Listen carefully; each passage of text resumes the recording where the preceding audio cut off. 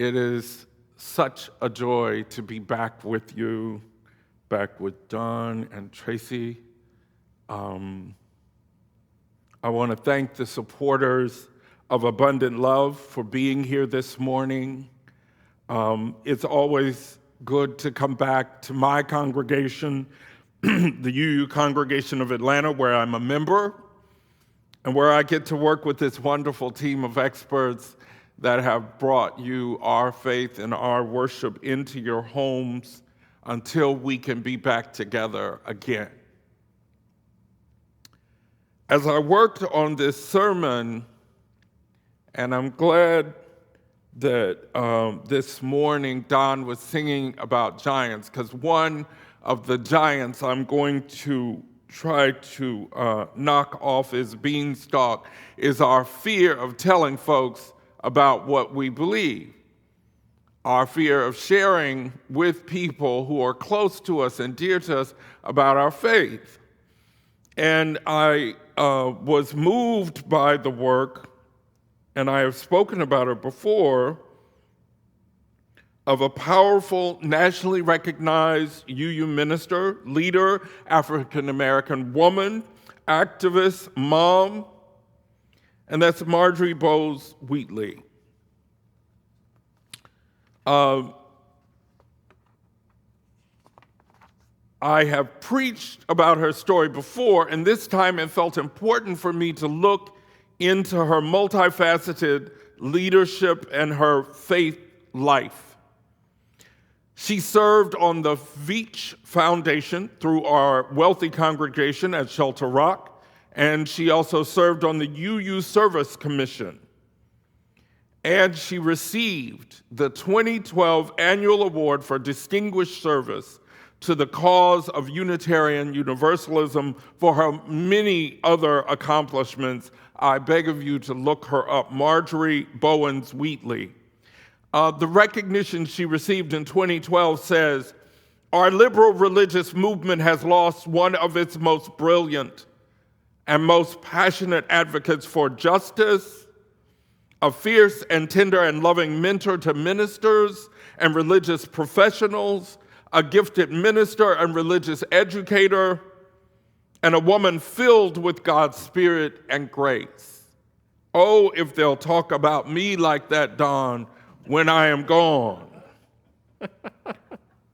If they will. She is also the editor, along with Nancy Palmer Jones, of Soul Work, which helped prepare us for a lot of the work that we're doing now. Soul Work, Anti-Racist Theologies in Dialogue, published in 2003. Published in 2003. So we've been at this a while.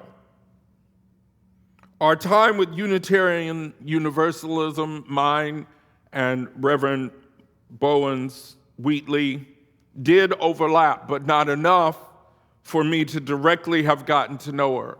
Many of her minister mentees and people who worked with her, I am sure that some of you are having a moment of sadness because you knew her personally. I'm sorry I didn't. I need to tell you another story about her, though, that highlights my topic about us being able to do more than one thing at a time, because she was married to Clyde Grubbs, Reverend Clyde Grubbs in our movement, and Marjorie's daughter was in conversation with her peers about churches and youth programs in those churches. And so her daughter asked Marjorie if they could go to church, and Marjorie said, "What church?"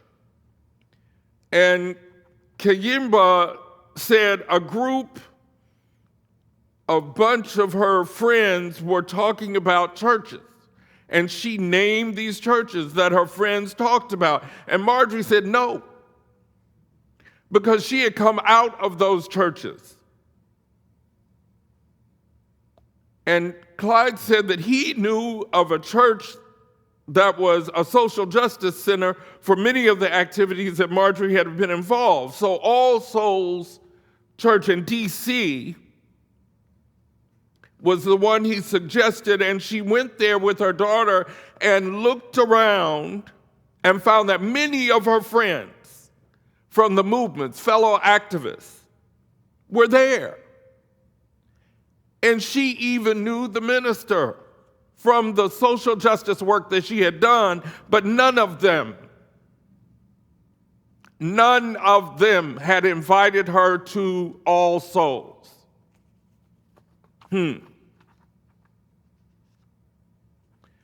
While we're talking about doing more than one thing at a time, if we have some adolescents who are in their 40s, I want to clarify something this morning, because there's an implicit we in that topic this morning. It is not about I doing more than one thing at a time. You alone actually can't do more than one thing at a time. You think you can and you want to. Now, I'll give a disclaimer to moms who have toddlers because I've seen miracles performed. But for most of us, we can't do more than one thing at a time. And you really can't drive the car, send a text, and have an argument with somebody you're dearly in love with all at the same time. Those three things may be occurring, but the science has proven through many studies that your attention is one-dimensional, and you may want to be otherwise, but you're stealing focus from one of those other two activities if, in fact, you are doing that. And if you're driving, you're endangering the lives of the people in the car and the folks around you. And I did witness a woman in front of me shaking her head in disagreement about something, driving the car and holding a phone. And I let her have a little extra room. So that's not what this is about. But what it is about, because I am mostly a communitarian, is that we together can do more than one thing at a time, and we have to. And so we Unitarian Universalists are committed to our goals as anti-racists, and none of us are really believing that racism or oppression to anybody is the right way to behave. Most of us are not worried about our inability to interact with people one-on-one, and we're starting to become clear that discrimination and bigotry that is systemic must be addressed, and that we have whole systemic cultural realities that have discriminated against people who look like me or African Americans, and those institutions and those cultural norms support or in some ways typically benefit a white person until they find out some other way you can discriminate against them. But why am I talking about multitasking?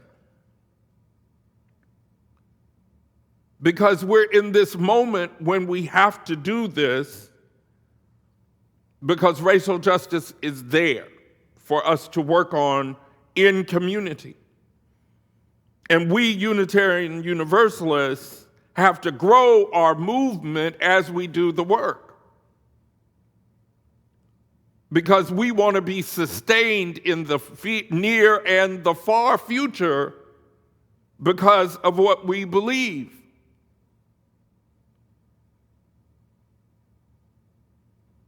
See, through Marjorie Bowens Wheatley's child, she finds all souls, finds it. But why wasn't she invited there by the very people who she had been actively working with? And I want to thank Reverend Clyde Grubbs for verifying the story, because I had it slightly confused. But she made it to All Souls. And then because she's at All Souls, she sees the placard that says there's a job at the UU Service Committee. And then, I didn't list it before, but do you know that Marjorie Bowens Wheatley, Reverend Marjorie Bowens Wheatley, gave out millions of dollars through the Service Committee and the Veach Foundation, millions of dollars. Now, what if Marjorie had not been so opposed to those other churches and stumbled there? How much would we have lost? Because we don't tell folks about our communities. We can do more than one thing at a time.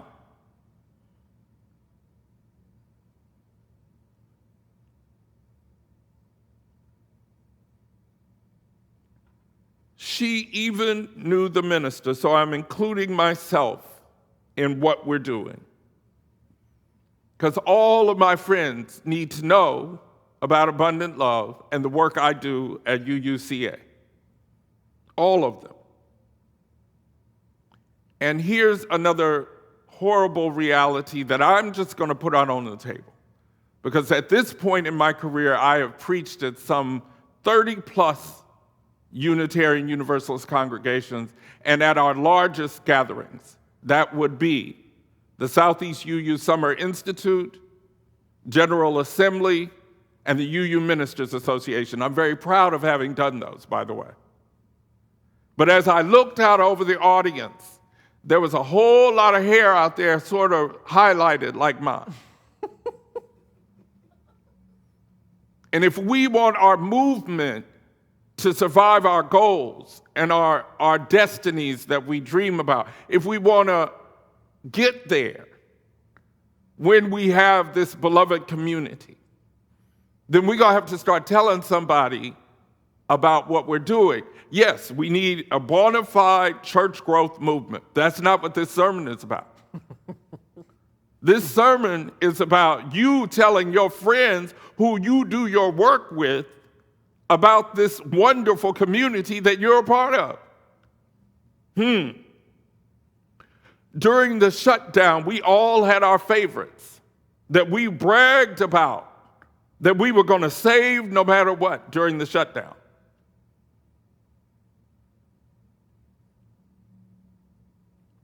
And we told everybody about those favorites because we were not going to lose that French restaurant on Ponce de Leon. Huh? And I am begging us now to tell folks about how UUCA and Abundant Love saved you during the pandemic shutdown. See, I want us around in 75 years. I didn't say I would still be preaching, but I want us there. There are some industries, y'all, where they don't invest a lot of money in advertising because they know that their market value is built by us telling our friends. And so they don't waste the money in advertising. Now, this is not an endorsement that we don't advertise. I think that we need to be obnoxiously conspicuous. Did I make that clear? As you drive from the airport, I want you to pass by all those megachurch billboards and the billboards that tell you your nearest Unitarian Universalist congregation and its website. But that's not what this sermon is about. This sermon is about telling folks that Don Milton can change your day single-handedly and has.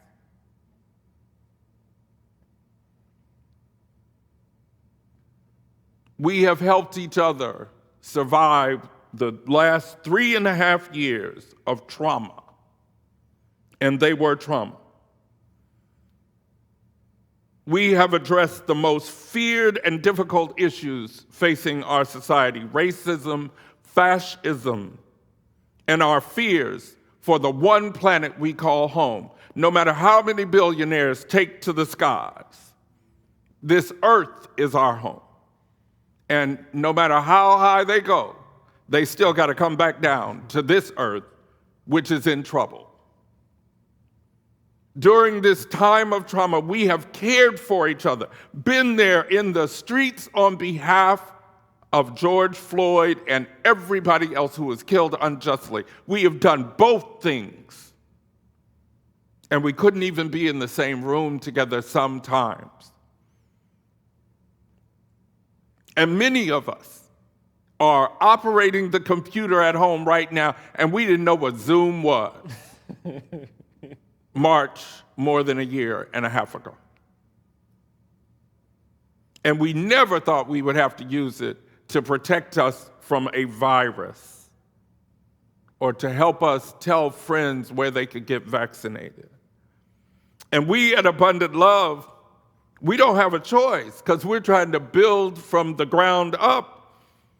And y'all, we have been holding the banner being centered in the Black religious tradition and doing Unitarian Universalism and having fun, doing more than one thing at a time. And we have grown. If you are telling your friends discreetly or privately how important this faith is, thank you. Because this is about all of us doing our part.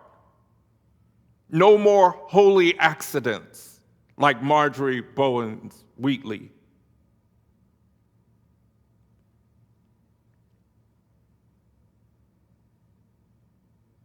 And I need to tell you that I came looking for you.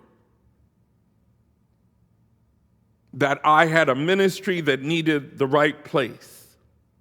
And you welcomed me and my liberal ministry right here. And Abundant Love is a product of my needing to find you and finding you and being here. And I was at a place where I was loved. I'm wearing the pin of the First Existentialist congregation. They were fabulous, but I needed something even more fabulous. And so we're allowing thousands of Marjories to walk by our desk, see us on Zoom, going to jail with some of us, and we're not mentioning this rich part of our lives which has sustained us through an epidemic and the changes in our political climate and our weather climate.